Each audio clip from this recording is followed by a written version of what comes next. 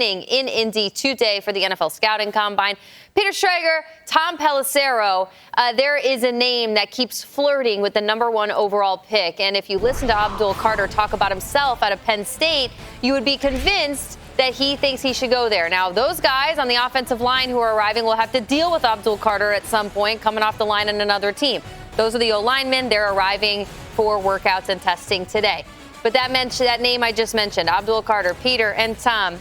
What happened last night with this young man as he emerged from his medical tests, and how does it affect the conversation surrounding him over the next 2 months?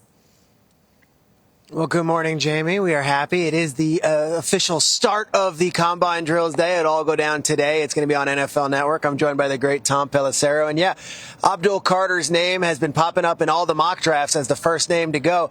But there was actually a little bit of news as far as on the injury front. And Tom, you were all over it yesterday. Well, Peter, they found a stress fracture in the foot of Abdul Carter. It's a 5th metatarsal. You hear those a few times every year, right? Somebody's got a Jones fracture. Somebody's got something they might have been walking around with for days, weeks, months, years. It gets discovered here because all the different medical staffs gets their hands on people. They put them through a battery of tests. That's where this was discovered for Abdul Carter. So there's a couple different ways this can go. Yep. He can get a surgery immediately. He's be back in about 8 weeks, or he can just wait, go through his pro day, show the stress fracture isn't actually bothering him, and he doesn't need surgery. We've seen in past years when you've got a highly touted player with something like this, usually they just opt to get the surgery, get it out of the way, because otherwise you run the risk of eventually that stress fracture turns into something worse down the line. I talked this morning with a medical source that I very much trust, who has been at the Combine for years, has seen a lot of these things. Deontay Foreman had something similar to this years and years ago. What he said was, I would not ding him long-term on this. In other words, to the extent that anybody's nervous about this, and with Abdul Carter, doesn't sound like it's anything that's really going to ultimately impact where he gets drafted. One more reason that surgery is probably the option, but his agent Drew Rosenhaus said last night that they're going to evaluate everything. They'll have a decision in the next couple of days. Well, I have a friend who works for one of the teams. They have a pick in the teens. He says, obviously, that means he's got to slip 13 spots, right? Like, he's got to slip 15 spots. Like, he's got to go. That's not the case. That's what we're hearing. It's not the case. Now, Tom, I ask you, because there's 2 different scenarios to get it now. If he does get it now, does that mean he's on crutches for the draft? Does it mean he's available to play in minicamp? Or are we talking all the way through training camp? How long is this timetable if we just did a routine surgery now? It's like an 8-week recovery, so right around the draft, he'd be cleared to begin ramping it up. You're going to be in a boot for a while here. But again, it's not a long-term type of a thing. This is not like he's going to be off for 6 months. It might impact him in his rookie season. Ultimately, I mean, it's possible. Guys play with stress fractures. He's probably had this going for a while. We've seen players play through it. But you never know when that's going to turn into something more substantial, especially because of the violence with which this guy plays. You're putting a lot of stress on. You begin to overcompensate. There's all kind of risk factors. A lot of doctors, and I will defer to the actual doctors, not the guys who just show up here in the football stadium at 8 a.m. to talk about these things. But it certainly seems like the recommendation is probably going to be to go the surgical route. The question is just going to be, does he go through the pro day first? Does he get the surgery now? He could try to forego surgery altogether. We'll see exactly how it plays out. Don't minimize our work being here at 8 a.m. talking about stress fractures. I feel like I've got a stress fracture, too, after this week. We've been walking a lot. It is not a short walk between the various establishments that we got to get to at all hours of the night here. Yeah, and there were some other topics buzzing last night that Tom and I were being asked about. And for that, we will go back to Jamie, talk about the defensive line a little bit, and Abdul Carter at the table, please. You don't want to share those buzzy topics, Peter? You don't want to share with the table what you guys are being asked about? Okay. Well, you guys talk amongst yourselves. Just going to drink my coffee and enjoy. Okay, there he is. Shregs with the straw and the iced coffee. Okay. No milk. Penn State edge rusher Abdul Carter. We just got done talking about him. That's a potential timetable situation for a likely #1 overall pick. Now, whether or not he can walk across the stage in Green Bay at whatever draft team he gets picked to, whether he's on crutches, doesn't matter. He thinks he's a #1 overall guy, and if you're mocking him that way, then he wants to agree with you. I ain't never been too small for nothing my whole life. It's all about heart for me. It's all about will for me, and I got more than that than anybody. All the great teams that won Super Bowls, that you have that one standout great defensive player, and I feel like I'm that. I'm the best player in the country, and the best player should be selected #1. All right, so Carter will not be taking part in any drills today, but let's get into some guys that will be on the field. We have this massive binder that sits in front of us. There's a ton of names, Peter, and we're going to stick with defensive linemen first and then put your linebacker hat on. But, Peter, let's go to the defensive line and a handful of names that you're going to see working out today. Who are you watching? Because you'll be on that big, beautiful set watching the field behind you. Yeah, I'm really excited. It's actually a really deep group. They're saying this is one of the best and deepest defensive line groups that you're going to see in an NFL draft. And really, they're saying the core and the strength of this draft class is in the trenches. D-line, O-line, tight end, and running back are those strength positions. For D-line, yesterday I came on the show and I did flips about Mason Graham, who is a defensive lineman for Michigan. I'm going to talk about his teammate, the other guy inside, Kenneth Grant. Kenneth Grant was also a D tackle at Michigan, came in at about 360, got in shape to 340, and this guy can scoot. He can move. Grant's considered a first-round prospect. He's the other interior defensive lineman at Michigan, and although Graham is going to get all the love, big Kenneth Grant is going to be turning some heads tonight if he works out. The story is he's a lot more athletic than you would think for a guy that size, 340 pounds. Now, he's not Jordan Davis, who came in at 360, 370 and was scooting, but he could be a guy that puts up one of those eye-popping 40s and does really good in the agility drills. Here was his career at Michigan, a third-team AP All-American this year. Big number 78 in the middle. Again, we have not seen a defensive line draft like this in quite some time. They're talking about we might see, 10 first-round picks that come out of the defensive line. Some of those guys being in the interior defensive line. Kenneth Grant could be one of them. So as Mason Graham gets all the headlines out of Michigan, his other D lineman inside, Kenneth Grant, he could be a first-rounder too. I'm going to be watching him today. Yeah, I'm going to go with Shamar Stewart, 6'5", 280-pounder out of Texas A&M. He's one of the most explosive players in this draft. If you put the film on, his first step is as good as anybody on the defensive line in this draft. He's so much fun to watch. He's a very violent football player, but he plays within the rules. And Manti will tell you that's what you want from your defensive players, right? I want you to be violent, be physical, but be smart and be disciplined at the same time. He does a great job of that. He is a perfect example of the numbers don't tell the entire story, right? His stats don't jump off the stat sheet at you. He's not going to go up there and light up the stat sheet. But when you put the tape on, you will learn pretty quickly how good he can be and how good he already is, right? And the best thing for me is I don't even think he's scratched the surface of his potential. If he gets to the right program, the right system, if he develops the right way, he can be a star in the NFL in the next couple of years. I think he's going to test very well because he's so athletic at the combine. And I don't want to put too much pressure on him.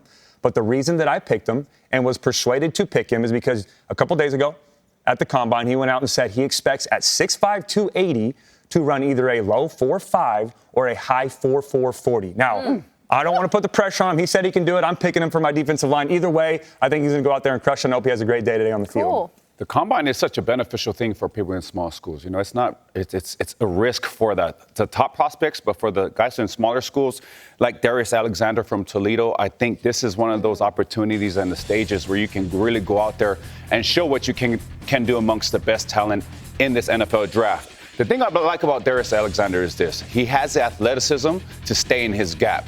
Everybody knows whether you're in the A gap, which is between the center and the guard, or the B gap, which is the guard and the tackle, that gap is going to move once that ball is snapped. And nothing is worse for a linebacker to have a D lineman that doesn't have the athletic ability to move horizontally with those gaps. He does have that. The second thing I love about him is he has a violent shed. When he block destructs, he has a violent punch. But if you watch all of his highlights, he's just throwing people to his right and to his left and making plays on the other side of the line of scrimmage. So I really like Darius Alexander from Toledo, and I think he has a great opportunity at this combine to really show what he can do. Well, and Toledo could really be making a name for themselves with Quinyon Mitchell coming out last year. And if we have another Rocket who has a great combine, then maybe an excellent rookie season for him. I go to D tackle out of Ole Miss, but he started at Texas A&M.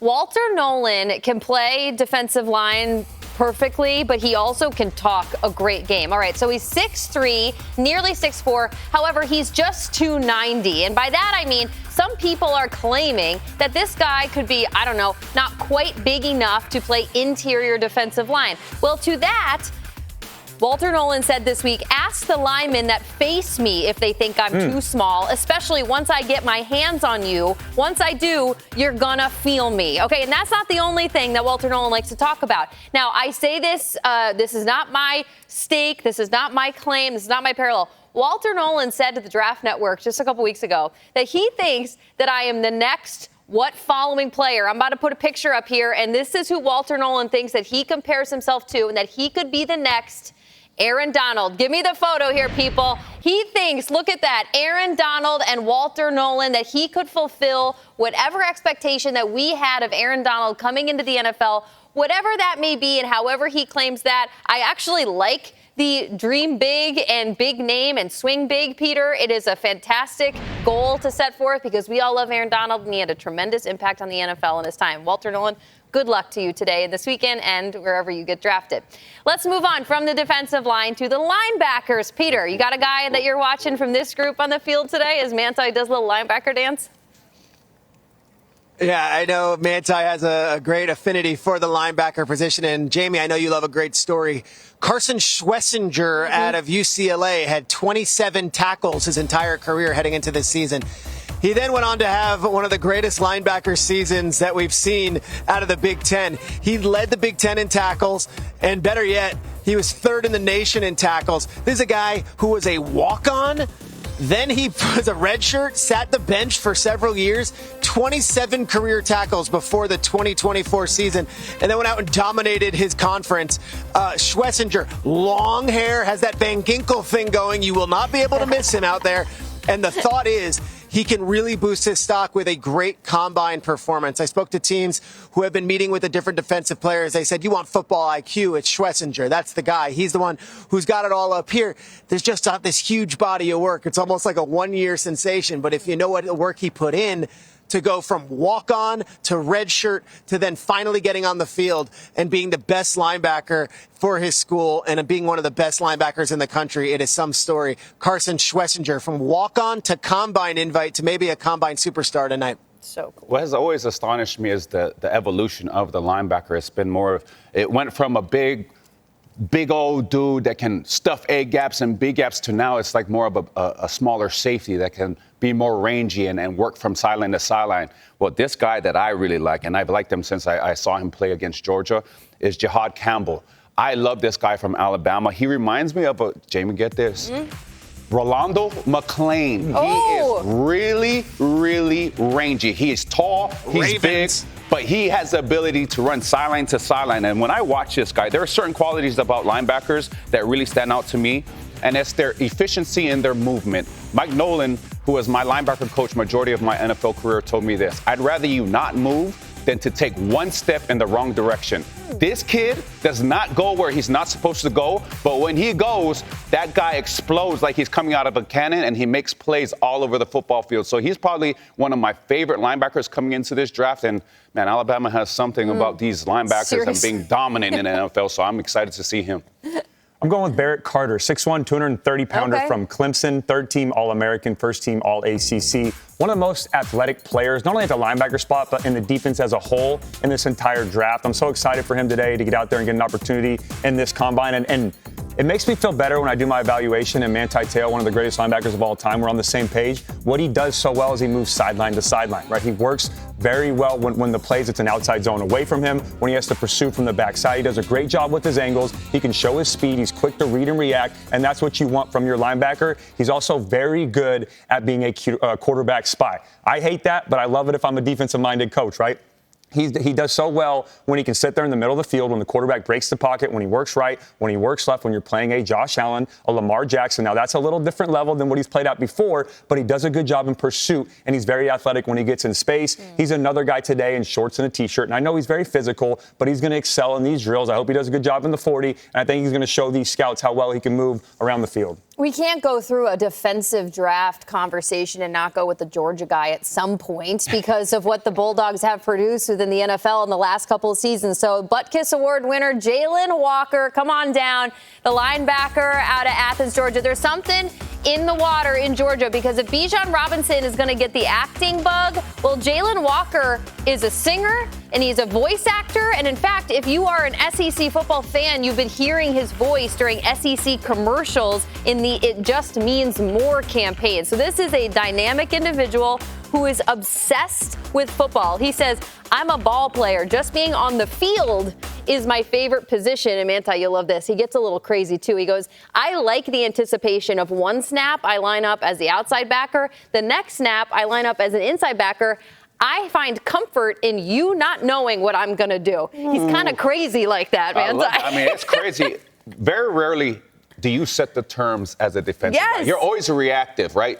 But when you can set the terms and you have to find me, it's like a Where's Waldo. That's where we want to be. And so I'm so excited for this kid. I talked about him a few days ago, Jamie. He's so good. And where the linebacking position is going right now, your ability to not only play the pass, but you can apply pressure. It's Dante Hightower did that coming out of Alabama, helped the Patriots win that Super Bowl against the Falcons. So when you can do both things, which this young man can do, man, you're such an asset to a football team. Manti, you just look like you're glowing with linebacker talk right now. It's just like music to my ears when I hear the linebacker word. In a game we call Saving Face, I'm going to quiz my 3 co-hosts back there in L.A. to see how well they know their combine history and how well they know their current NFL superstars. Jamie, it's Saving Face. I'm going to give you 3 different clues. You're going to take a guess, and then we're going to pay it off with some sound and some video to see how well you did. There are no wrong answers, except if you answer the question wrong. Okay, great. Here we go. Jamie, are you ready? Yes, absolutely. Always prepared. All right, we got that giant, beautiful big board. Our first clue. I'm a Heisman Trophy winner. Okay? Heisman Trophy winner. Second one. I have rushed for more than 11,000 yards and 100 touchdowns in the NFL. Okay. Last one. My broad jump is still the second best among running backs, 240 pounds or more, since 2003. Who am I, Jamie Erdahl? I would not have been able to get this until the third guess, but only because we went, Peter, who was it that you were talking about yesterday with the broad jump? Who was that yesterday who had that great broad jump? That was Byron Jones. Okay, had the so then longest I ever. went on Byron Jones. I lost an hour of my life to the broad jump yesterday, just like looking up guys. The 240-pound running back can only be the king, right? Because didn't Derrick Henry have a crazy broad jump, and he's massive? Is it Derrick Henry? Is it? Let's see who it is. What do we got here? Let's go to the combine. What do you think it was? Manti got me all nervous. This is a PTSD, anxiety-filled segment. I'm telling you, Thursdays, come on. Heisman. Look at him. Look at that. Oh, my gosh. Go, let's go. Look at the shoes. Unbelievable what he jumped. Now, look, it's the second most. A.J. Dillon, who would go on to play for the Packers, had a longer one, and he was over 240. But obviously, Derrick Henry was a superior athlete, yet he had the second-round grade, went the second round. Let's see Derrick Henry's 40. Can we toss the sound of Derrick Henry running the 40 so many years ago? He's going to go sub 4.4. No, I'm 4.47. 4.48. 4.37. 4.48. 4.37. 4.48. Man, y'all thought I was playing. 4.54. Okay. That's what he was running. That's what he was running at Alabama. So that's all right. We'll get there. But understand this. That's a big man moving that fast. Yeah, you're right. Like I don't want people to understand like 4.5 is tackling someone 250 pounds coming down the track. I want to point out we just said, hey, there's my fullback running a 4.7. Gronk is 238 pounds. That guy's 250. He just ran at 4.54. Those shoes are awesome, Peter. Gosh. You like those? Those are silver. I love that. That is so cool. It's good. All right, Jamie, good job. We're one for one. Manti Te'o, are you ready? I think so. Let's go, brother. Let's go, Shrinks. Everyone at home is watching this. Don't mess up. Number 1, I was one of the highest drafted running backs of the 21st century. I benched more reps than Joe Thomas did at his combine. I was not pleased with my 4.4 40-yard dash. So me and Jamie, during Derrick Henry's highlights. I was talking, there was a running back. I knew that Derrick Henry ran around a 4.52, but there was a running back that I knew that was really angry. And he said in the NFL films that, man, I wish I was 4.39. But I ran a 4.4. And he just so happened to be somebody I talked about yesterday, Peter. Saquon Barkley. Oh, he's so convinced. Let's toss to the clip from the 2018 NFL Draft Scouting Combine. My official time was a 4.4 flat. They couldn't just give me a point. I'm not even tripping. I would call it an off day with the 40. I wanted to get into the 4.3s. Vert, I went a little inch higher. But I put myself in the top 3, top 2 out of all those events. So I'm not satisfied with it, but I can't complain with it. Yeah, Matty, good job. Come on. Great, no pressure now. Let's go, Matty. Come on. Let's go, man. What do you think of not being satisfied with a 4.440, Manti? Your thoughts on that? Well, after I ran a 4.840, I wish I could have ran a 4.440. I was pretty sure I was like, I wish I could have ran a sub 4.79. I would take a 4.4. But man, what? Thank you, Shregs. Thank you for that question, Shregs. Oh. Confidence booster. Let's go. All right, we're going to get a little tougher there. Now, Cody, I've been watching you all week. I feel like you know the NFL inside and out, and you know the draft inside and out. We're going to get a little tougher here. This is not necessarily a future Hall of Famer, but maybe he's got a future of doing that. Here's your clue. You ready? I'm ready. Number 1, I am a Super Bowl champion offensive lineman. Number 2, I was drafted after Andrew Thomas of the Giants and before Tristan Wirfs of the Buccaneers. And number 3, at 364 pounds, I ran a 5.140 at the 2020 NFL Scouting Combine. Who am I? I hate that I'm probably going to go and be the one that messes up our table being perfectly. I have no idea. Lead with confidence. I'm trying to think right now. I have no idea. Okay, so let's phone a friend? Let's work together. Okay, let's work together. Okay, so what year was Andrew Thomas and Tristan Wirfs drafted? That was the 2018? 2020. Yeah, we got on the third bullet there. He won a Super Bowl as a rookie. Okay. And he's a Super Bowl champion. No. Sorry. I am a Super Bowl champion. Don't start confusing the clues. I am a Super Bowl champion. I didn't win it as a rookie. I'm a champion. No, I'm saying Wirfs did. I get that. Yes, But I'm just trying to not him. contextualize the time. This person was drafted in 2020, and he's a Super Bowl champion. Okay, so he didn't win it in 20. He didn't win it in 2020. No, so who won in 21? The Rams, right? No. No. Yes. Rams, Chiefs, Eagles. Chiefs. So it's got to be. Is it Creed Humphrey? That's your guess. No. That's okay. That's Try okay, again. Cody. Try again. Creed Humphrey's not 364. Try again. I'm trying to think. I thought you'd give me maybe a skill position. You hit me with the O-line, and I am just absolutely blanking. Is he with the right team, Peter? Well, Eagles. No. Is it a green team, Peter? Eagles. Yeah. do you guys know? And you're just trying to Eagles. help It's a green me? team. Oh, nobody knows. No idea. Okay, good. At least nobody else at the desk knows. No, Eagles. Can he sing, Peter? Cody, do you want the answer? Do you want the answer, Cody? I want 20 more seconds. Shregs, give me 20 seconds. Can he sing? Okay. Is he a native of the United States of America? That would not be the right answer. That is a seventh round No, pick. that was before. I know you're talking. I'm absolutely blanking right now. That's right. Help us out, Pete. Okay, hit me, Pete. Help us out, Pete. All right, Please. let's go to the 2020 Combine for one of the fastest 40s ever run by a big man. It's an avalanche. When he down blocks, he just takes everybody with him, and he's moving pretty good. Oh, my word. Somebody that large running that fast. Hold on a second. Did we just watch somebody who's 364 pounds, the heaviest individual at the 2020 Scouting Combine? Did we just see him run 5.11? Yeah.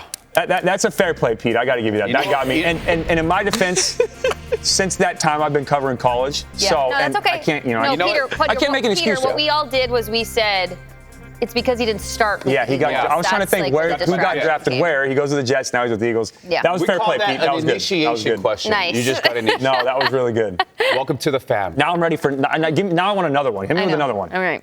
You can take my question. We're going to get you another one. We're going to each get two. So, Jamie, you're going to get the next one. And Mekhi Becton, I mean, I tried putting on a platter for you guys. I'm like, he wore green. He won a Super Bowl this year. Like, I mean, come on. Thank you. Let's go. Thank you, Shrek. Jamie. Okay. Your clues for your second question. I was the third wide receiver selected in my draft class. Okay.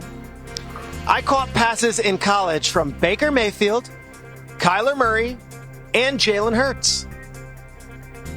I had one of the greatest catches in combine history along the sideline.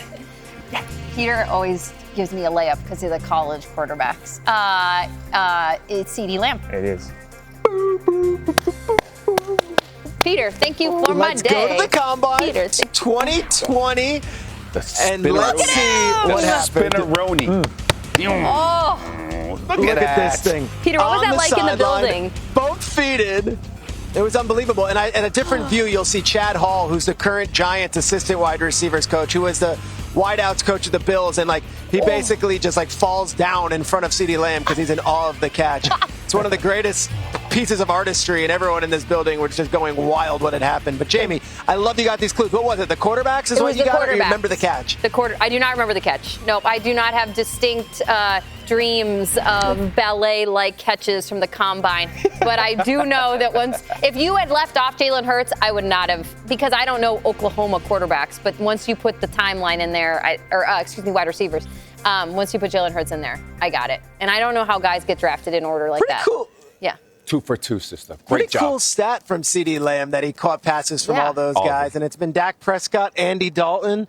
And who do you have this year who was playing quarterback? Who's the Cowboys quarterback? Our Cooper guy. Rush. Cooper Rush. Backup. What was his name? Cooper Rush. Cooper Rush. That's our dude. Yeah. All right. Nice, Manta, Peter. are you ready for round 2? Hit me, Shreks. Hit me. Okay. Again, difficult one. I am a pass rusher who had a 41.5-inch vertical jump at the combine. I was the second of 2 first-round picks out of Georgia by Howie Roseman and the Eagles in 2023. And when I ran a 4.39 40, my college teammates all erupted back in Athens, Georgia. Who am I? He's number 3. He wore number 3 at Georgia, the end.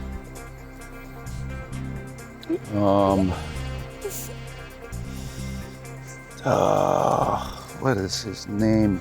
He wears glasses sometimes. Yeah. You can do it. What's his initials, Peter? What is his initials, please? I'm not giving you the initials. No initials. We don't do that here.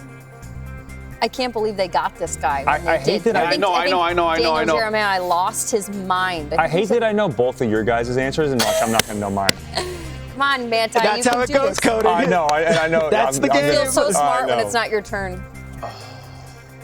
They all right, so Jalen Carter went 9th overall, yes, and then at 30th overall, they got this guy. They just played a clip with Howie Roseman calling him, and he said, man, you know how hard it is for me as a Florida guy to draft Georgia guys. And who was on the other end of that call? And he said, you just want to win. I know, I'm just drawing blanks, guys. Oh, man. I will give you the initials. NS. So let's go to the sound. Yes, please. No. Let's go to the sound. Smith. Yeah. No. Let's go.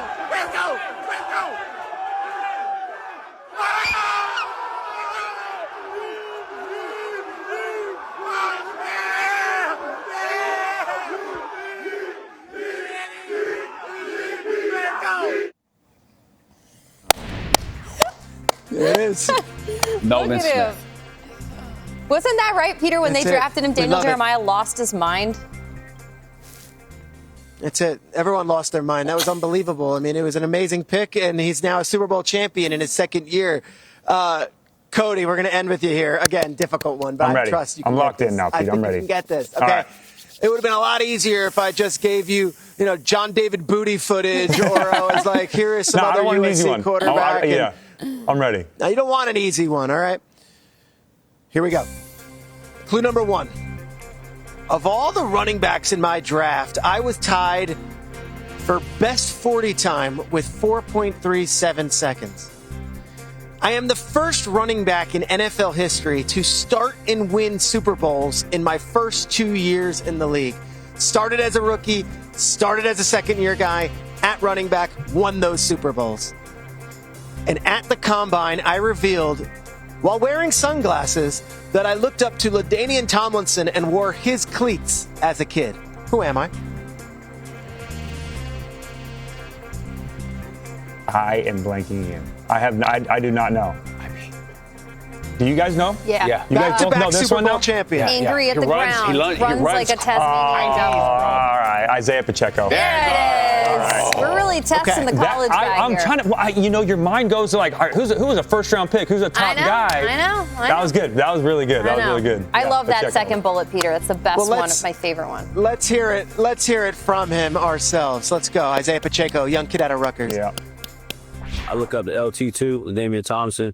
I used to wear his cleats when I was a little kid, and I swear I kind of really set my mind where I wanted to be a running back when I was wearing his cleats. You know, I was blessed to see him. The other day I seen him here. We just clapped it up like, bro, like proud of each other. And, you know, we want to put on for New Jersey. That's where we're from, and we want to represent and, you know, represent that R on our chest. And, you know, can't nobody take that away from us. We put in that work, and we're going to make sure everybody back at home and Coach Ciano and everybody are proud of us when we're here.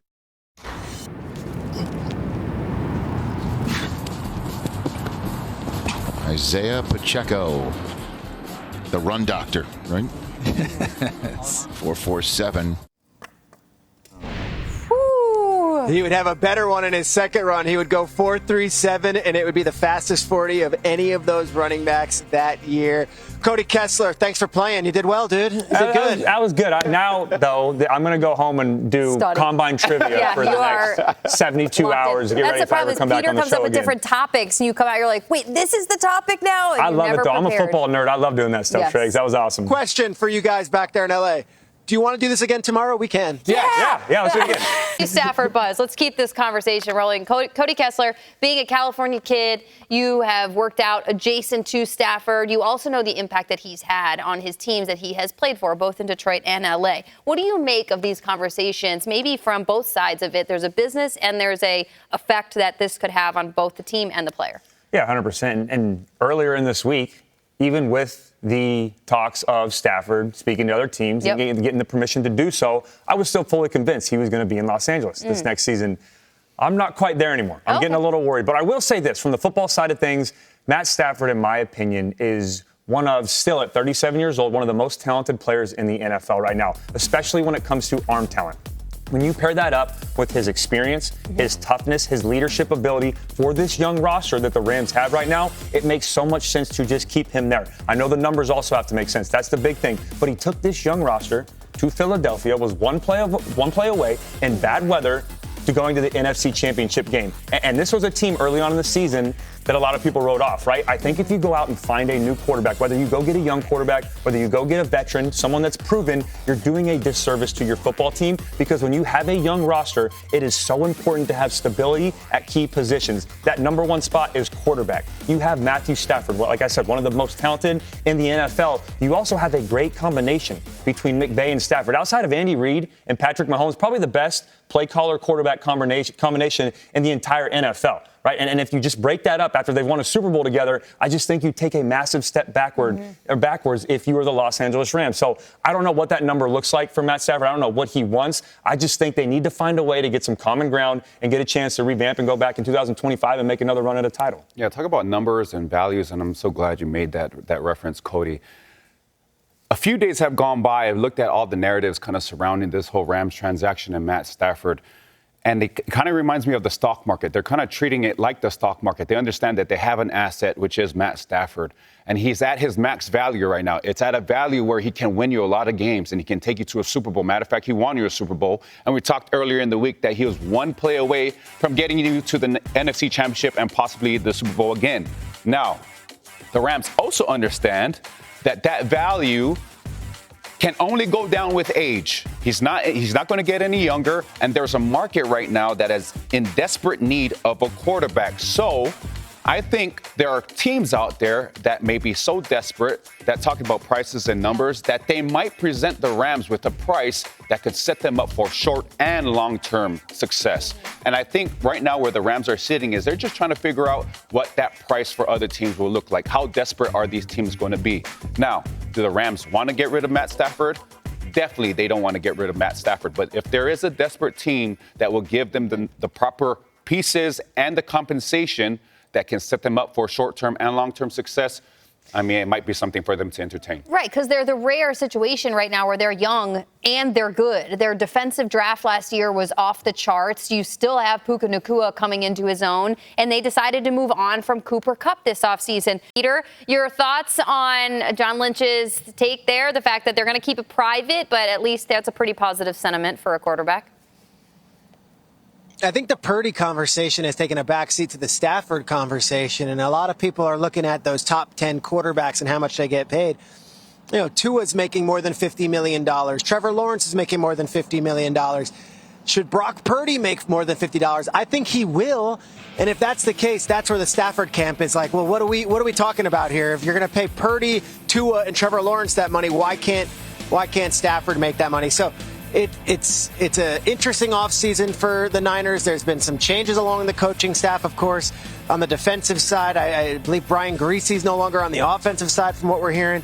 And now it's like, do we give Purdy all the money? And then what do we do with Debo and some of these other guys? So weird offseason for the Niners. Usually they're coming fresh off a big playoff appearance or a Super Bowl appearance.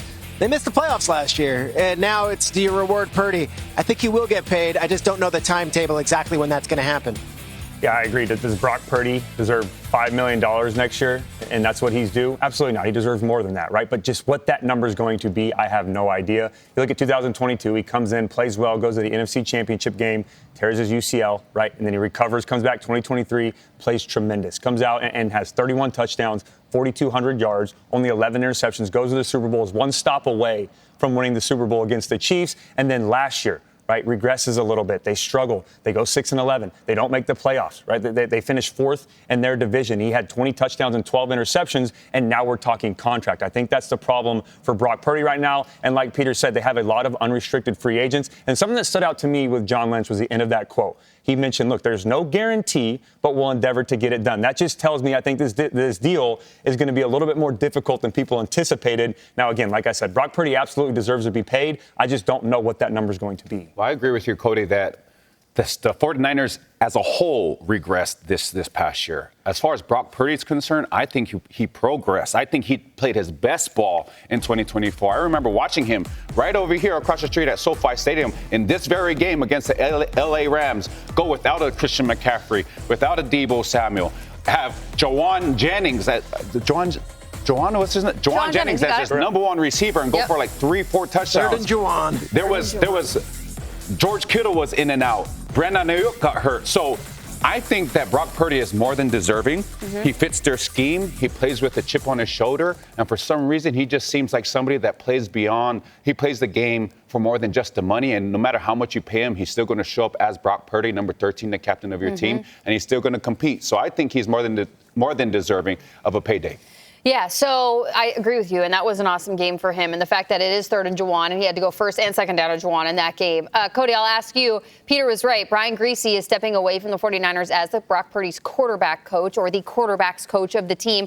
We don't know the necessary organization is different, how that role applies to this quarterback, but you can't not look at how these two were tethered and Brock Purdy's drafting, because there is a great take out there that Griese ranked Purdy above a ton of quarterbacks in this draft, that everybody passed on him. So what's that relationship like, and how could not having Brian Griese there affect Brock Purdy? Yeah, absolutely. I mean, you spend more time with these coaches than you do your own family, right? You go the offseason, you go OTAs, you go fall camp, you do all these different things when you're home and you're sending videos to your coaches. I had multiple coaches when I was in the NFL. I had multiple coaches in college. I had 5 different coaches my 3 years at USC. It's so tough when you don't have continuity, when you don't have consistency. But at the end of the day, he still has Kyle Shanahan, right? That's who calls the plays. But for me, the biggest thing for them to take the next step is being able to have enough money to spend on their defense. They're losing some key unrestricted free agents, Talanoa Hufanga, Charvarius Ward, Javon Hargrave, Dre Greenlaw. These guys are all due to be gone next year. If they don't spend their money in the right place and build this defense that was 27th in scoring defense last year, which we're used to seeing a very good San Francisco 49er defense carry them a little bit along the way, have a good run game. They've got to take control of a lot of other things instead of just paying Brock Purdy. So it's going to be difficult to see how they navigate this. Peter, this feels a little awkward. Myles Garrett is asking to leave, and the head coach is saying he is a part of the future. Your thoughts? Not so awkward. I mean, Myles Garrett spent Super Bowl week doing Radio Row and talking about his trade requests and where he'd like to go and dictating his future. And then now the microphones are on the Browns brass, and both Stefanski and Andrew Berry are like, well, you're not going anywhere. It could get contentious, but also you're under contract. We pay you a lot of money, and this is where they're going to put their feet on the ground. They view themselves as a real organization, and Myles Garrett is a cornerstone to that organization. Why should they ship him off? Because he subjectively feels they're not going to win Super Bowl. He didn't not take the money when they offered him a giant contract extension. He signed that deal. So I believe they're going to not be looking to move him. They have the number 2 overall pick. You got to assume they're going to be at least considering quarterback, that they're going to turn a page. He's 29 years old. I'm sorry, I'm usually player first in a lot of ways. Listening to the Browns organization, they're not even entertaining this thought. So he could do all the talking he wants. They're going to expect him at camp, and they're not looking to trade him. They're not even having discussions. Well, Peter, we have somebody here at this table named Cody Kessler who was at Cleveland when Myles Garrett was there, a young Myles Garrett. He knows Cleveland. He knows that front office. So, Cody, I got to toss it to you. Like, how do you feel about this situation, knowing Cleveland, knowing Myles Garrett and that whole situation? Yeah, I was in Cleveland for Myles Garrett's first year when we first drafted him. He is an unbelievable specimen. Watching him on the football field, he's one of the best players I've ever been around, I've ever seen. The thing that concerns me the most, and like Peter was talking about, is Myles didn't come out and say, I want a new contract. I want to be paid X amount of dollars. He came out and said, I want to play for a team that's going to compete and win a Super Bowl. That's what he wants. That puts all the pressure on Andrew Berry and this Browns front office. They have to be perfect this offseason. This is one of the most important offseasons that you can remember in recent Browns history. They cannot miss with that number 2 pick. If you find a quarterback that you love, pull the trigger. Don't hesitate. Block all the outside noise away, put it all away, and focus on what you can control, and that's what draft picks you take, and then also what decisions you make in free agency. Now, there's going to be some hurdles with their cap space, but overall, they have to make the right decisions this offseason, and I'm with you. I think they can really turn it around and go out there and find a quarterback, and I fully expect Myles Garrett to be a part of that team.